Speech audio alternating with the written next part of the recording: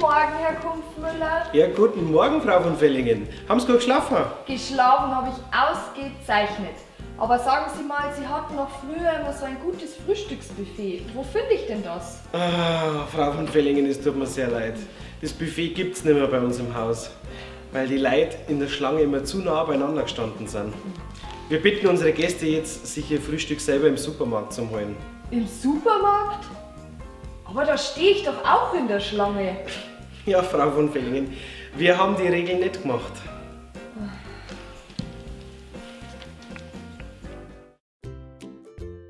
Hast du eigentlich schon gehört, dass in der Corona-Krise deutlich mehr Kinder gezeugt worden sind? Das habe ich schon gehört. Das schlagt sie ja in der Liste der beliebtesten Vornamen zu buchen. Gell, wird das? Stell dir vor, der beliebteste Vorname ist Hermes. Gefolgt von OPS. Ups.